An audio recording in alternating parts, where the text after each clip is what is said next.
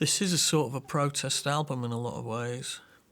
And that's never terribly palatable, is it? As a thought, oh, so-and-so's just made a protest album. Oh, really? Oh, probably won't bother checking that out.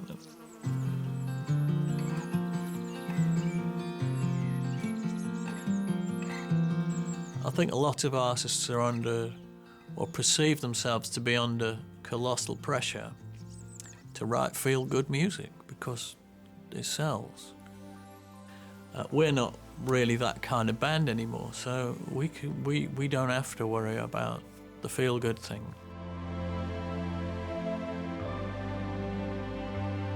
Finding a title for a record is always difficult. You end up trawling through the words and thinking, well, have we got anything in the lyrics that encompasses the whole thing?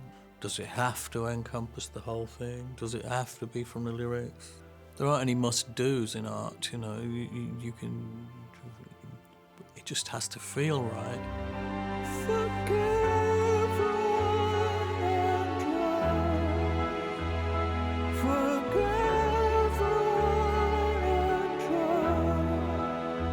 Fear, fuck everyone and run, which has become the prevailing attitude in the world, and in a way, the way that business works.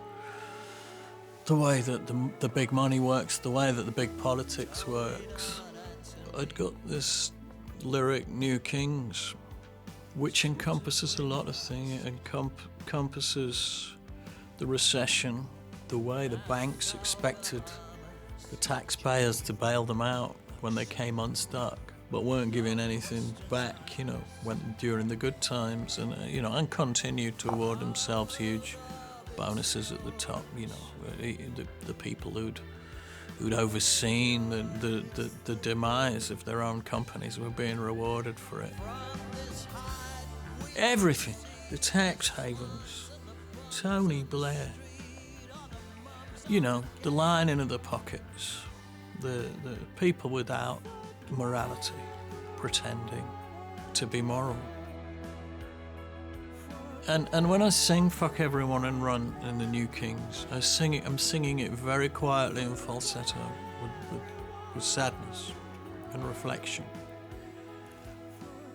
And I'm really saying, we've come to this. And so it occurred to me one day, there's a title for this record. And it's very strong, and it'll make people sit back. I could see both sides of the argument. I thought it was a very powerful statement, but possibly open to misinterpretation if people think we're just trying to be edgy and shocking. But I think in the context of the song, New Kings, it's such an incredibly powerful song and such a fantastic lyric that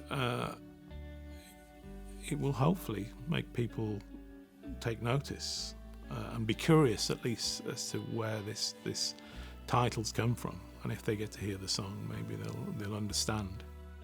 Well, we've always had political lyrical content right back to the beginning. I think what's changed is we're more, having grown older, we care less about what people think. You know, there was a time, but I'm talking about back in the Fish days, when we had to remove the word Antichrist from a song. Now we just go, no, fuck it, it's staying, you know. And I think that was H's attitude. He's like, look, I've been doing this for years. If I can't say what I want to say, then I don't want to do it. And so if it's going to upset a few people, so what? What should upset them is what the song is about, rather than the words. I thought it would be great to have a title that shows everyone that we believe in something, and that we haven't mellowed at all, and that we're not making this music to be easy listening, and we're not making this music to be attractive in a marketplace. We're making this music because, or I'm making this music because I'm getting old, and I don't know how many more records I'm gonna make, so I should say something important.